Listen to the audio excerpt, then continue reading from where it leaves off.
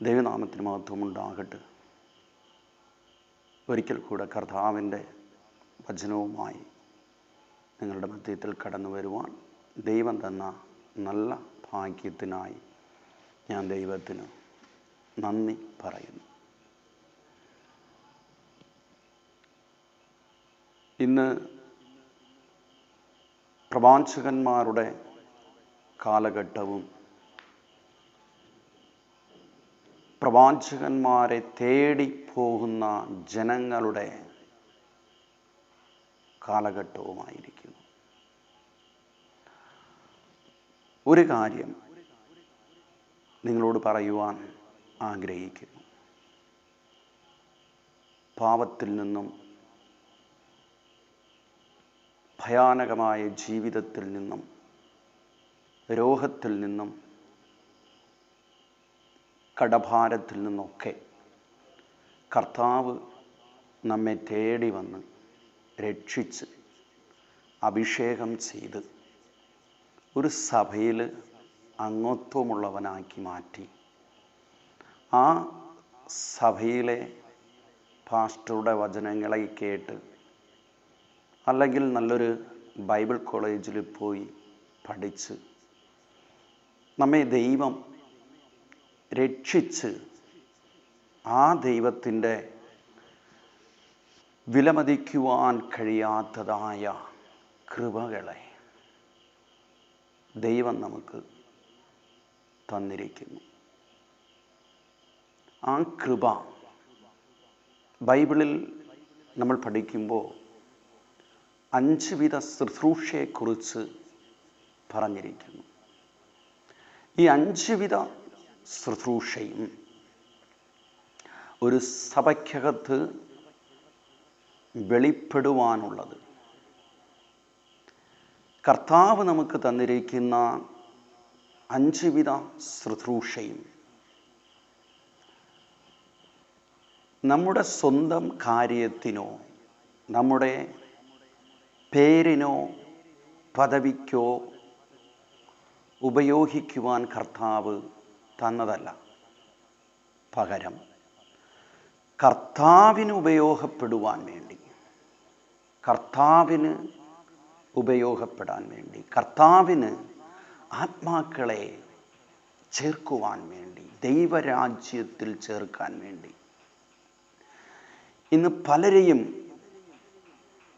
നാം നോക്കുമ്പോൾ ശുശ്രൂഷയിൽ കയറിയിട്ട് കർത്താവ് എനിക്ക് അത് തന്നു, ഇത് തന്നു, അങ്ങയച്ചു, ഇങ്ങയച്ചു, വലിയ വലിയ അനുഗ്രഹത്തിൻ്റെ പേരും പദവിയും പറയുന്നവരെ നമുക്ക് ഏറ്റവും കൂടുതൽ കാണുവാൻ പറ്റുന്നുള്ളൂ. ദൈവമക്കൾ അല്ലെങ്കിൽ ദൈവദാസന്മാർ ഒന്നറിയണം, ദൈവം നമുക്ക് തന്നിരിക്കുന്ന കൃപ ഒരിക്കലും നമുക്ക് വേണ്ടി ഉപയോഗപ്പെടാനുള്ളതല്ല.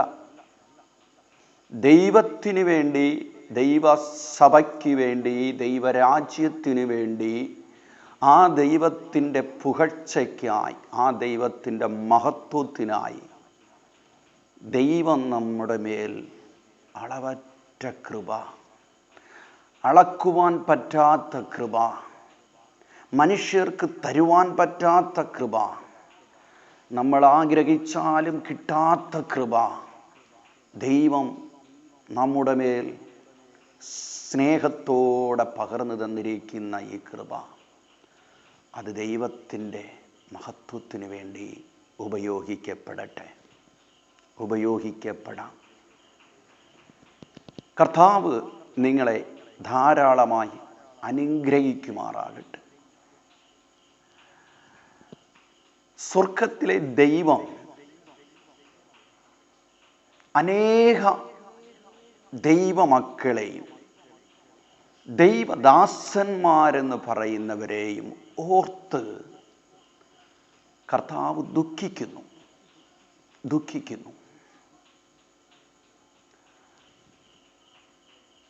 മനുഷ്യനെ കർത്താവ്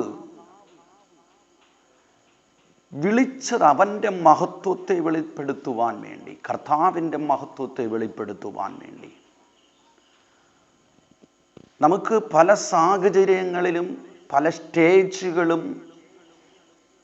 പല ചർച്ചുകളും 100 പേർ കൂടുന്നിടത്തും ദൈവം നമ്മെ ഉപയോഗിക്കുവാൻ വേണ്ടി കൊണ്ടു നിർത്തുമ്പോൾ അനേകരും അവരുടേതായ സ്വന്തം മഹത്വവും അവരുടേതായ സ്വന്തം കഴിവുകളും ആ സ്റ്റേജിൽ ചർച്ചിൽ 100 പേരുടെ മുൻപിൽ ഉപയോഗപ്പെടുത്തി കയ്യടി നേടുന്നു, പ്രൈസ് ദി ലോർഡ് നേടുന്നു, സ്തോത്രം നേടുന്നു, അവരുടെ ചിരി കണ്ട് സന്തോഷിക്കുന്നു.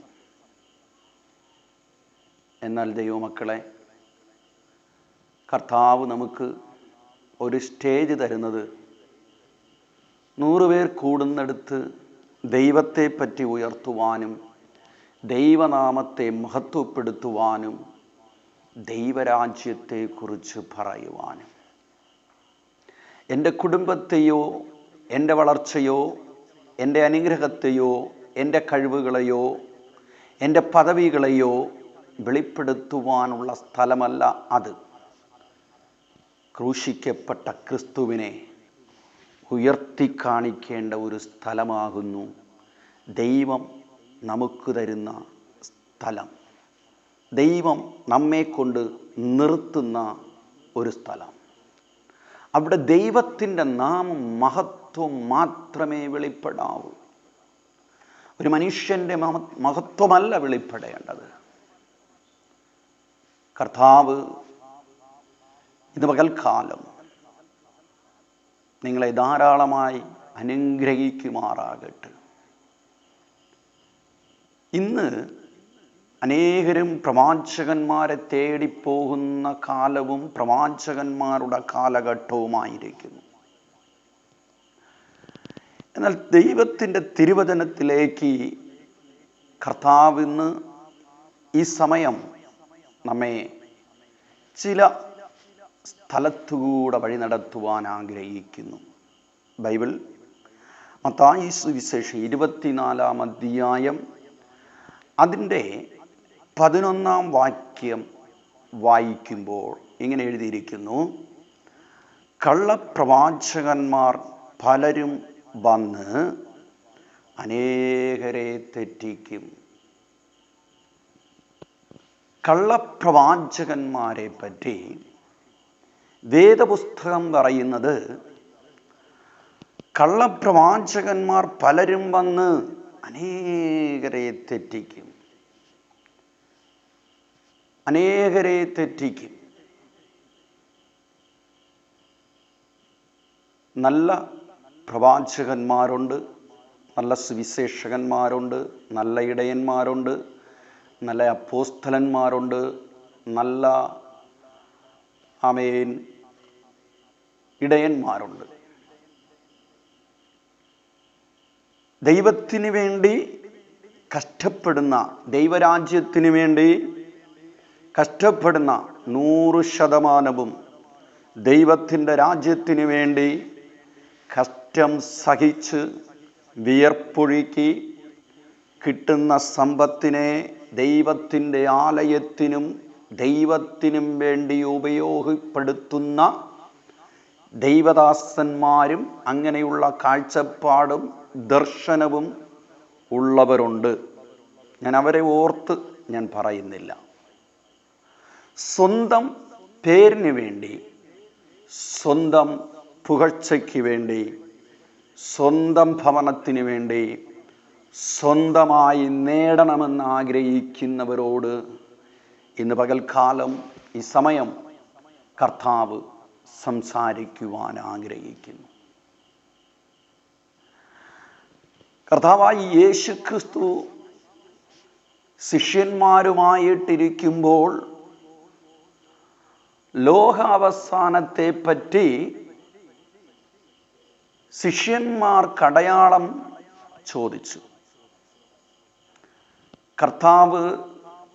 അന്ത്യനാളിൽ നടക്കാൻ പോകുന്നതായ സംഭവങ്ങളെക്കുറിച്ച് 24-ാം അധ്യായത്തിൽ 1 മുതൽ താഴോട്ട്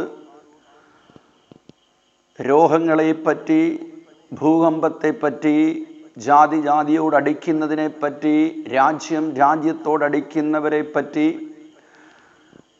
സ്വസ്നേഹികളായി മാറുന്നതിനെ പറ്റിയൊക്കെ കർത്താവ് ആ വചനങ്ങളിൽ എഴുതി. താഴെ വരുമ്പോൾ കർത്താവ് ശിഷ്യന്മാരോട് അറിയിക്കുന്ന, അല്ലെങ്കിൽ അന്നത്തെ ജനത്തോടറിയിക്കുന്ന ഒരു ദൈവിക ദൂതാകുന്നു ഞാനിവിടെ നിങ്ങളോട് വായിച്ചത്. കള്ളപ്രവാചകന്മാർ പലരും വന്ന് അനേകരെ തെറ്റിക്കും. ദൈവമക്കളായ നാം വെള്ളധരിച്ചിരിക്കുന്നവരും മീശയെടുത്തിരിക്കുന്നവരും ദൈവവചനം പ്രസംഗിക്കുന്നവരും വെളിപ്പാട് പറയുന്നവരും ദർശനം കാണുന്നവരും ഒരു മനുഷ്യൻ്റെ ഭാവിയെക്കുറിച്ച് പ്രവചിക്കുന്നവരും എല്ലാവരും ദൈവത്തിൻ്റെ പ്രവാചകന്മാരെന്നൊരിക്കലും വിശ്വസിക്കരുത്. അവൻ്റെ പിന്നാലെ പോകരുത്. കർത്താവ് ഇന്ന് പകൽക്കാലം ഈ സമയം നമുക്ക് ഈ അന്ത്യനാളിൽ ദൈവം നമ്മോട് ഇടപെടുന്ന ഒരു വിഷയം, കള്ളപ്രവാചകന്മാർ വരും. ഇന്ന് നമ്മൾ നോക്കുമ്പോൾ അനേക പ്രവാചകന്മാരെഴുന്നേറ്റിട്ടുണ്ട്. സഭകളിൽ നിന്ന്, വെളിയിൽ നിന്ന് ശുശ്രൂഷ ചെയ്യുന്നവർ, ദൈവദാസന്മാരോട് കൂടെ ചേർന്ന് നിന്ന് ശുശ്രൂഷ ചെയ്യുന്നവർ, പലയിടങ്ങളിലും ദൈവത്തെപ്പറ്റി സംസാരിക്കുവാൻ, ശുശ്രൂഷിക്കുവാൻ ചിതറിപ്പോയവർ പലരും പലയിടങ്ങളിലും ഈ യേശുവിൻ്റെ നാമമല്ലേ പറയുന്നത്, ഈ യേശുവിനെ കുറിച്ചല്ലേ പ്രസംഗിക്കുന്നത്, കർത്താവ് കൊടുത്ത ഒരു കാഴ്ചപ്പാടല്ലേ പറയുന്നത്, അവർ പെന്തക്കോസ് അനുഭവത്തിലല്ലേ ജീവിക്കുന്നത്, അല്ലെങ്കിൽ ദൈവത്തിൻ്റെ നാമവുമായിട്ടല്ലേ അവർ വരുന്നത്. എങ്ങനെ നമുക്ക് കള്ളപ്രവാചകന്മാരെ തിരിച്ചറിയുവാൻ പറ്റും? പലരുടെയും ഉള്ളിലെ ചോദ്യം ഇതായിരിക്കും. ഞാനിത് പറയുമ്പോൾ കള്ളപ്രവാചകന്മാരെ നമുക്ക് എങ്ങനെ തിരിച്ചറിയുവാൻ പറ്റും? അങ്ങനെ തിരിച്ചറിയണമെങ്കിൽ ദൈവത്തിൻ്റെ തിരുവചനമായി നമ്മുടെ കയ്യിൽ തന്നിരിക്കുന്ന വേദപുസ്തകം നാം മനസ്സിലാക്കേണ്ടതുണ്ട്. ദൈവ തിരുവചനത്തെ നമ്മൾ മനസ്സിലാക്കേണ്ടതുണ്ട്. എങ്ങനെ മനസ്സിലാക്കണം? പ്രസംഗത്തിൽ കൂടെ മാത്രമല്ല. പ്രസംഗമെന്ന് പറയുന്നത് ഒരു മനുഷ്യന് പ്രസംഗിക്കുവാൻ ഒരു വേദി കിട്ടിക്കഴിഞ്ഞാൽ അവിടെ ഒരു വിഷയമെടുത്ത് അവതരിപ്പിച്ച് സന്തോഷമായി ദൈവനാമത്തെ ഉയർത്തി അദ്ദേഹം പോകുന്നു. അതിൽ കുറച്ച് മാത്രമേ നമുക്ക് മനസ്സിലാകുന്നുള്ളൂ, നല്ലത് മാത്രം നമ്മൾ തിരഞ്ഞെടുക്കുന്നു. എന്നാൽ നാം ദൈവത്തിൻ്റെ തിരുവചനത്തെ പഠിക്കണം, ബൈബിൾ പഠിക്കണം. ബൈബിൾ കോളേജിൽ പോയി പഠിക്കണമെന്ന് ഞാൻ പറയുന്നില്ല. നാം വീട്ടിലിരിക്കുമ്പോൾ ദൈവവചനത്തെ വായിക്കണം, മനസ്സിലാക്കണം. കർത്താവിൻ്റെ വചനത്തെ നമുക്ക് മനസ്സിലാക്കുവാനുള്ള കൃപ ദൈവം നമുക്ക് തരും. വചനമില്ലാത്തത് കൊണ്ടാകുന്നു, നമ്മുടെ ഉള്ളിൽ വചനമില്ലാത്തത് കൊണ്ടാകുന്നു അനേകരുടെ അനേക കള്ളപ്രവാചകന്മാരാലും, കള്ള ഇടയന്മാരാലും, കള്ള അപ്പോസ്തലന്മാരാലും, കള്ള ഉപദേഷ്ടാക്കന്മാരാലും, കള്ള പ്രവാചകന്മാരാലും നമ്മൾ വീണ് കിടക്കുന്നത്. നമുക്കൊരിക്കലും കർത്താവിൻ്റെ അടുക്കൽ പോകാൻ പറ്റുന്നില്ല.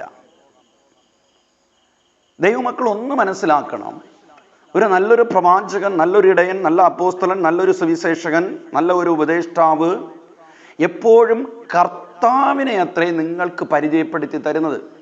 നിങ്ങൾക്ക് മനസ്സിലാക്കുവാനുള്ള രീതിയിൽ കർത്താവിൻ്റെ സ്നേഹത്തെപ്പറ്റി, കർത്താവ് ചെയ്യുന്ന അത്ഭുതത്തെക്കുറിച്ച്, ദൈവത്തോട് നിങ്ങൾ ചേരേണ്ട വിധത്തെക്കുറിച്ച്, ദൈവരാജ്യത്തേക്ക് നോക്കേണ്ടതായ സ്തോത്രം നേരത്തെക്കുറിച്ച്, നമ്മുടെ ദുഃഖങ്ങൾ ദൈവത്തോട് പകർന്നു കൊടുക്കേണ്ട കാര്യങ്ങളെക്കുറിച്ചത്രേ നല്ല ദൈവദാസന്മാർ നിങ്ങളോട് പറഞ്ഞു തരുന്നത്. നിങ്ങൾ തെറ്റിപ്പോകരുത്, നിങ്ങൾ ആരുടെയും വലയ്ക്കകത്ത് വീഴുന്നു പോകരുത്. നിങ്ങൾ മനുഷ്യരുടെ ആമേൻ സ്തോത്രം ആമേൻ കൽപ്പനകളുടെ പിന്നാലെ നിങ്ങൾ പോകരുത്. നിങ്ങൾ മനുഷ്യരുടെ ആമേൻ കൈക്കീഴിലായി പോകരുത്. മനുഷ്യരുടെ ചട്ടക്കൂട്ടിനകത്ത് നിങ്ങൾ വീണു പോകരുത്. ആമേൻ, ഞാൻ ആത്മാർത്ഥമായിട്ട് പറയുന്നു, കർത്താവിൻ്റെ ആമേൻ കീഴിൽ നിങ്ങളായി പോകണം. കർത്താവിനെ നിങ്ങൾ നേടണം. കർത്താവിനെ നിങ്ങൾ നോക്കണം. കർത്താവിനോട് നിങ്ങൾ ഒരു ദിവസമെങ്കിലും ദൈവത്തോട് സംസാരിക്കണം. നീയും ദൈവവും തമ്മിലൊരു ബന്ധമുണ്ടായിരിക്കണം. നീയും കർത്താവും തമ്മിലൊരു ബന്ധമുണ്ടായിരുന്നാൽ നിന്നെ ആമേൻ വഞ്ചിക്കുവാനോ നിന്നെ തെറ്റിക്കുവാനോ നിന്നെ വീഴ്ത്തുവാനോ നിന്റെ സഭയിൽ നിന്ന് മറ്റൊരു സഭയിലേക്ക് നിന്നെ കൊണ്ടുപോകുവാനോ ഒരു കള്ളയിടയനോ ആമേൻ ദർശനമുള്ളവനോ നിന്റെ അടുക്കൽ വരാൻ പറ്റത്തില്ല. ഞാൻ പറയുന്നു, നിന്റെ സഭയ്ക്കകത്ത് നിനക്കൊരു പാസ്റ്റർ തന്നിട്ടുണ്ട്, നിനക്കൊരു സഭ തന്നിട്ടുണ്ട്, നിനക്ക് നല്ലൊരു കൂട്ടായ്മ തന്നിട്ടുണ്ട്. ആമേൻ സ്തോത്രം. അതിനകത്ത് നിന്ന് നിന്നെ ആരെയും തെറ്റിക്കാൻ പറ്റത്തില്ല. കാര്യം, നിന്റെ ഉള്ളിൽ വചനമുണ്ടായിരിക്കണം. വചനമുണ്ടായിരുന്നാൽ നിന്നെ ആർക്കും തെറ്റിക്കുവാൻ പറ്റത്തില്ല. ഞാൻ അനേക സഭകളിൽ മീറ്റിങ്ങിന് പോകുന്നവൻ. ഞാൻ പോയി മീറ്റിംഗ് നടത്തി ആമേൻ ദൈവസന്നിധിയിൽ അവരുടെ ഭവനത്തിൽ നിന്ന്, ആ പാസ്റ്ററുടെ ഭവനത്തിൽ നിന്ന് ഞാൻ ആഹാരം കഴിക്കുവാൻ കടന്നു പോകുമ്പോൾ ആ സഭയുടെ ചില കാര്യങ്ങളെ ആ ദൈവദാസന്മാർ വളരെ കണ്ണുനീരോടെ, വളരെ വേദനയോടെ, വളരെ ദുഃഖത്തോടെ, കഷ്ടത്തോടെ, പ്രയാസത്തോടെ എന്നോട് പറയുന്ന ചില കാര്യങ്ങളുണ്ട്. ദൈവത്തിനു വേണ്ടി ഇറങ്ങിപ്പുറപ്പെട്ട ദൈവരാജ്യത്തെ പണിയണമെന്നുള്ളതായി ഇറങ്ങിപ്പുറപ്പെടലിലൂടെ ദൈവദാസന്മാർ നല്ലൊരു കാഴ്ചപ്പാടിൽ പ്രാർത്ഥനയോടും ഉപവാസത്തോടും ദൈവത്തോട് പ്രാർത്ഥിച്ച് മുന്നേറിക്കൊണ്ടിരിക്കുമ്പോൾ ചില ആത്മാക്കളെ ദൈവം കൊടുക്കും. സഭ വലുതാകും. അങ്ങനെ സഭ നടത്തിക്കൊണ്ടു പോകുമ്പോൾ എന്നോടൊരു ദൈവദാസൻ പറഞ്ഞ കാര്യമാണ് ഞാൻ നിങ്ങളോട് പറയുന്നത്. അങ്ങനെ സഭ നടത്തിക്കൊണ്ടു പോകുമ്പോൾ ഇനിയൊരു സഭയിൽ നിന്നുള്ള ആ നടത്തിക്കൊണ്ടിരുന്ന പാസ്റ്ററേക്കാളും പേരും പദവിയും വലിയ കൂട്ടായ്മയും വലിയ ജനവുമുള്ള ഒരു സഭയിൽ നിന്നും ആമേൻ ചിലർ കടന്നു വന്ന് ആ ദേശത്ത് ആ സഭയുടെ ചുറ്റുവട്ടത്ത് ആമേൻ ഒരു യോഗം ക്രമീകരിച്ച്, ഒരു കൺവെൻഷൻ ക്രമീകരിച്ച് 4 ദിവസത്തെ കൺവെൻഷൻ വച്ചു. ആ പാസ്റ്റർ നല്ല പ്രസംഗമാണ്, നല്ല പ്രവാചകനാണ്, നല്ല രോഗശാന്തി ശുശ്രൂഷകനാണ് ആ പാസ്റ്റർ, എനിക്കറിയാം. അങ്ങനെ നല്ല പേരുള്ള ദൈവദാസൻ 4 ദിവസത്തെ മീറ്റിങ്ങിലും ഈ ഞാൻ നേരത്തെ പറഞ്ഞതായ ആ പാസ്റ്ററുടെ ഭവന സഭയിൽ നിന്നും അനേക വിശ്വാസികൾ, ഏറ്റവും ഏകദേശം ഒരു 100-150 പേരുണ്ടായിരുന്നു. അവരെല്ലാവരും ഈ കൺവെൻഷൻ കടന്നുപോയി. കൺവെൻഷൻ 4 ദിവസം നല്ല കൺവെൻഷനൊക്കെ നടന്നു. ആമേൻ സ്തോത്രം. 4-ാമത്തെ ദിവസം, ഞായറാഴ്ച ദിവസം, ഈ പ്രാർത്ഥിച്ച, ഉപവസിച്ച, കരഞ്ഞ, നിലവിളിച്ച,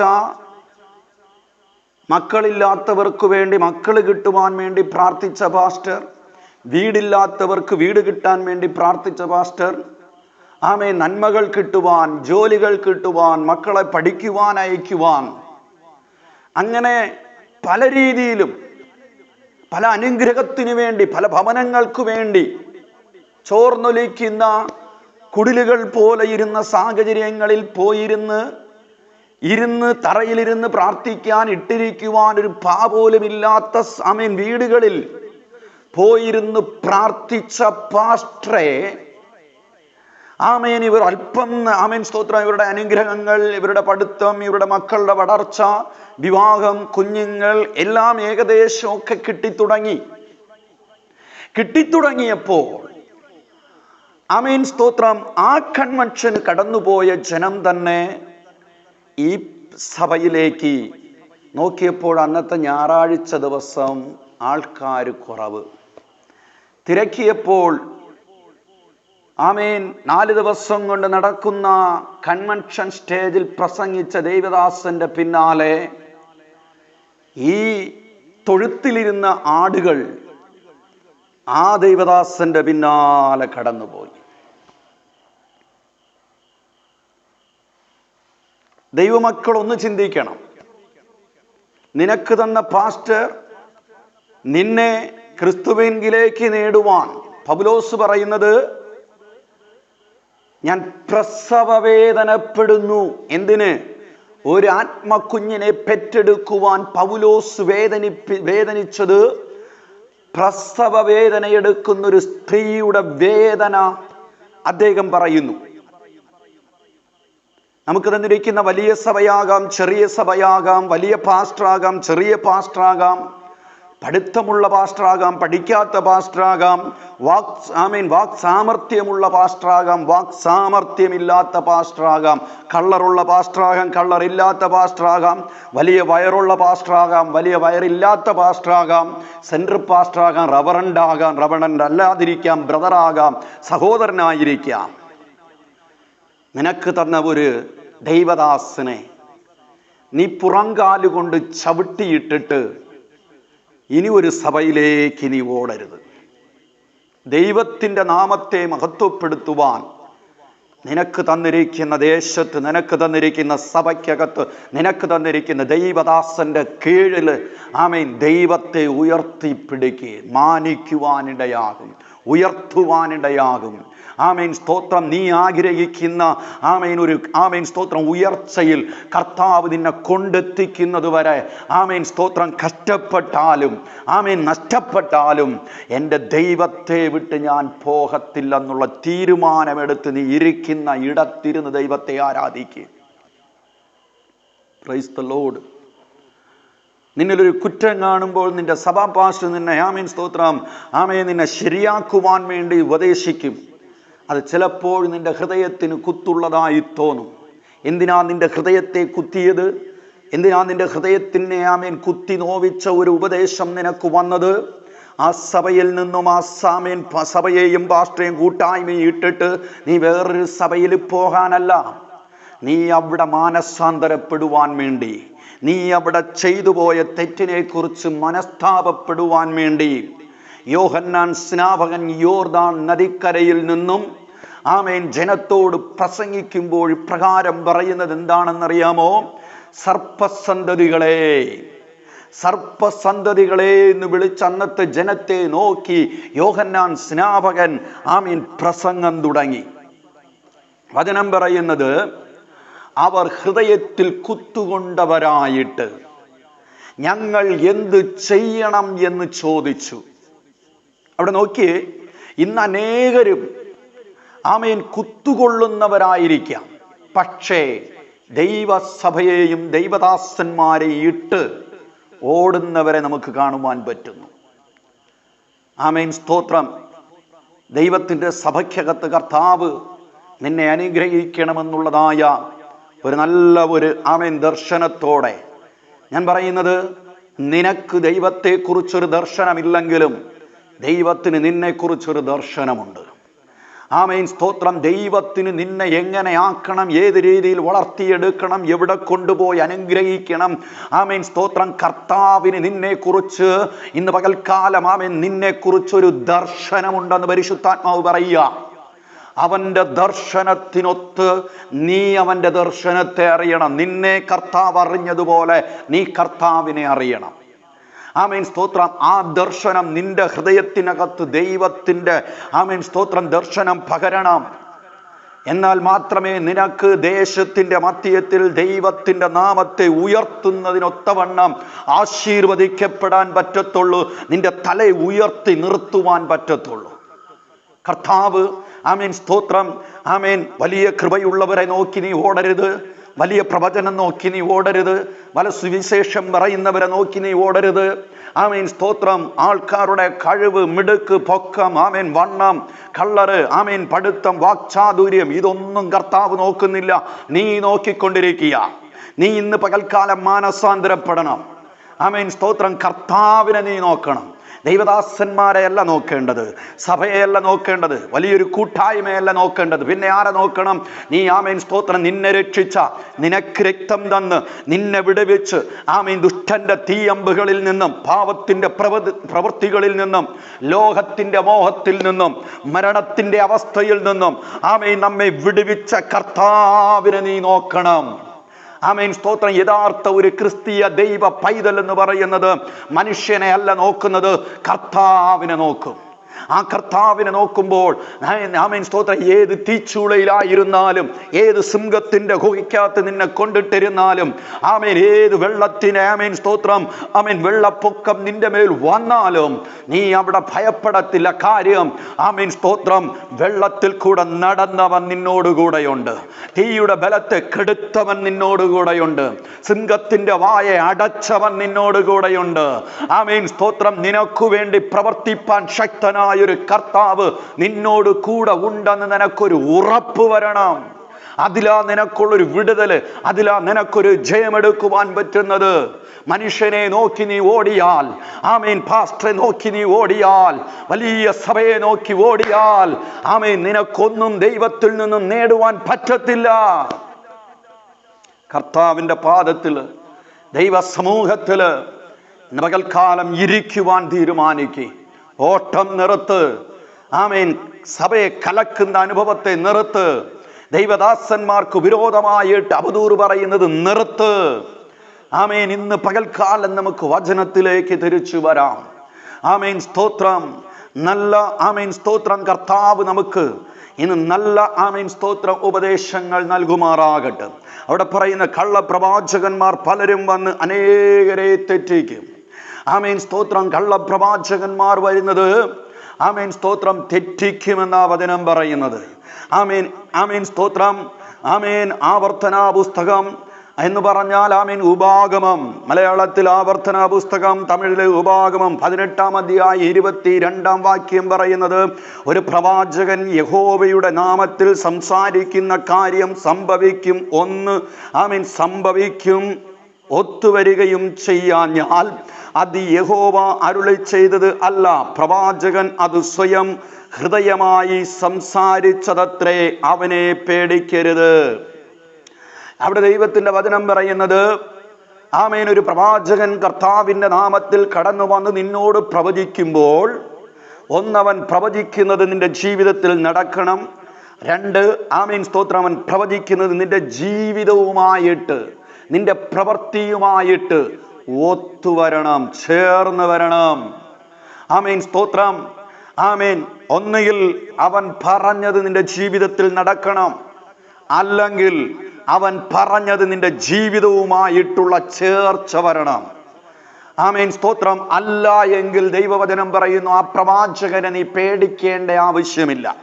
എന്തുകൊണ്ട് പേടിക്കേണ്ട ആവശ്യമില്ലെന്ന് പറയും? ഇന്ന് പ്രവാചകന്മാരെ ആർക്കും പേടിയില്ല, ദൈവദാസന്മാരെ പേടിയില്ല. കാര്യം ആമേൻ സ്തോത്രം, ദൈവദാസന്മാരും പ്രവാചകന്മാരും ആമേൻ സ്തോത്രം ആമേൻ അത്രയ്ക്കങ്ങ് മലിഞ്ഞു കിടക്കുക. ആമേൻ സ്തോത്രം. ഭയമില്ല, പേടിയില്ല, അവരോട് ബഹുമാനമില്ല. പഴയ നിയമത്തിൽ നമ്മൾ നോക്കുമ്പോൾ പ്രവാചകന്മാരെ അന്നത്തെ ജനം പേടിച്ചിരുന്നു, ഭയപ്പെട്ടിരുന്നു. ഒരു പ്രവാചകൻ ഭവനത്തിൽ വരുന്നു എങ്കിൽ അവൻ ദൈവത്തിന്റെ അരുളപ്പാട് അറിയിക്കുവാൻ വേണ്ടി കടന്നു വരുന്നു. അവൻ എന്തരുളപ്പാട് അറിയിക്കാൻ പോകുന്നു? ഞാൻ പാപത്തെ ചെയ്തതാണോ, അതോ പാപം ചെയ്ത് എന്നെ കൊല്ലുന്ന പ്രവചനമാണോ പറയാൻ വരുന്നത്?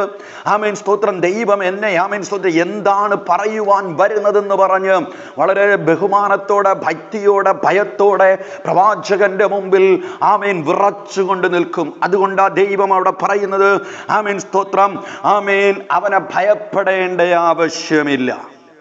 ഒന്ന്, നീ ആമേൻ സ്തോത്രം നിന്നോട് പറയുന്ന പ്രവചനം, ആമേൻ ആ പ്രവചനം നിന്റെ ജീവിതത്തിൽ നടക്കുന്നതായിരിക്കണം. 2, അല്ലെങ്കിൽ നിന്റെ ജീവിതവുമായിട്ട് ആ ദൈവദാസൻ പറഞ്ഞ പ്രവചനവും ഒത്തുവരണം, ചേർച്ചയുണ്ടാകണം. ഹല്ലേലൂയ. ആമേൻ സ്തോത്രം. എങ്ങനെ ചേർച്ചയുണ്ടാകണം? ആമേൻ നീ കഷ്ടത്തിലിരിക്കുമ്പോൾ, നീ ഭയാനകമായ ഭീതിയിലിരിക്കുമ്പോൾ, ആമേൻ സ്തോത്രം, അത് പറയാതെ നീ ഇന്ന വിഷയത്തിൽ ഭയപ്പെട്ടുകൊണ്ടിരിക്കുക സഹോദരി, സഹോദര, ആമേൻ സ്തോത്രം, ആ ഭയം നിന്നിൽ നിന്ന് ദൈവം മാറ്റും എന്നുള്ളതായ ഒരു പ്രവചനം നിന്റെ ജീവിതവുമായിട്ട് ഒത്തുവരുന്ന ആമേൻ വരണമെന്നാ പറയുന്നത്. എന്നാൽ നീ ഒരു അവസ്ഥയിൽ ആമേൻ സ്തോത്രം ഏതോ ഒരു വിഷയത്തിൽ നീ കലങ്ങിയിരിക്കുകയും ആമേൻ സ്തോത്രം മരണത്തിൻ്റെ അവസ്ഥയായിരിക്കാം, കടഭാരത്തിൻ്റെ അവസ്ഥയായിരിക്കാം, മുൻപോട്ടുള്ളതായ യാത്രയുടെ അവസ്ഥയായിരിക്കാം, ഭവനത്തിൻ്റെതായ കഷ്ടതയുടെ അവസ്ഥയായിരിക്കാം. ഏതോ ഒരു വിഷയം നിന്റെ ഹൃദയത്തിൽ കലക്കമായിരിക്കുമ്പോൾ ആ കലക്കത്തെ നിന്റെ ജീവിതത്തിൽ വെളിപ്പെടുത്താതെ ആ കലക്കത്തിൻ്റെ നടുവിലും ദൈവം നിന്നെ അനുഗ്രഹിക്കും, ദൈവം നിന്നെ സന്തോഷിപ്പിക്കും, ദൈവം നിന്നെ സമാധാനപ്പെടുത്തും.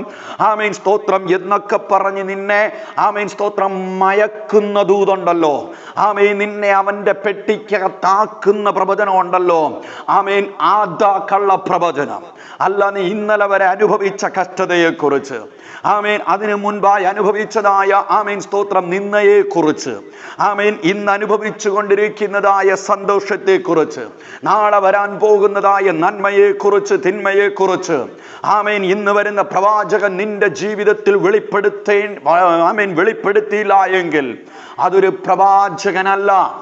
ആമേൻ സ്തോത്രം. ആ പ്രവാചകന് നീ ഭയപ്പെടേണ്ട ആവശ്യമില്ലെന്നാ കർത്താവ് പറയുന്നത്. ഇന്ന് അനേകരും പ്രവാചകന്മാരെ പിറകെ ഓടുന്നു, കർത്താവിൻ്റെ പിറകെ ഓടുന്നില്ല, കർത്താവിൻ്റെ മുഖത്ത് നോക്കുന്നില്ല, ദൈവത്തോട് പ്രാർത്ഥിക്കുന്നില്ല.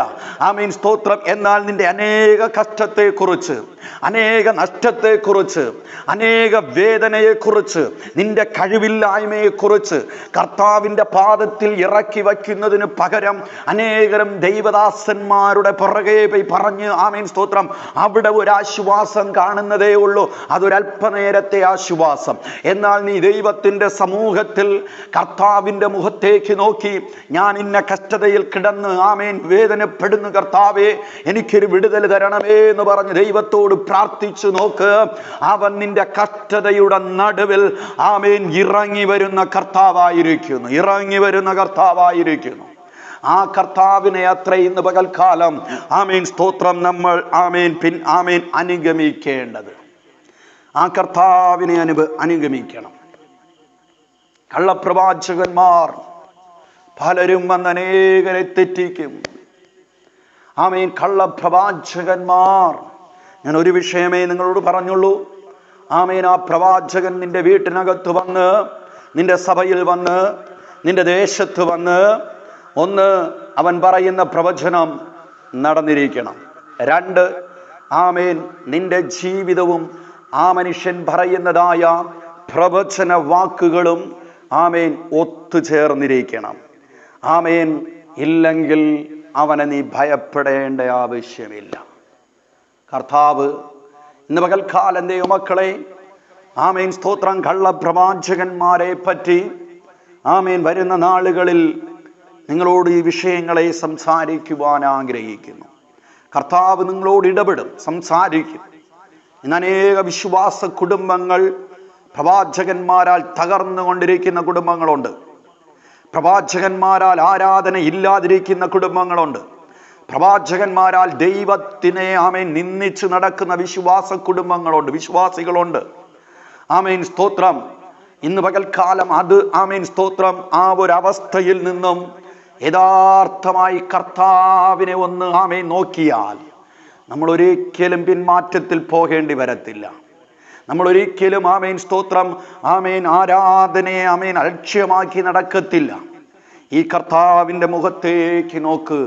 അവനാകുന്നു നല്ലൊരു പ്രവാചകൻ. അനേക വിഷയങ്ങൾ നിങ്ങളോട് സംസാരിക്കുവാനുണ്ട്. ആമേൻ സമയം പോരാ. എൻ്റെ ആമേൻ ശുശ്രൂഷയുടെ അനുഭവങ്ങൾ ഒരുപാടുണ്ട്. ആമേൻ കേട്ട കാര്യങ്ങൾ, കണ്ട കാര്യങ്ങൾ, അറിഞ്ഞ കാര്യങ്ങൾ.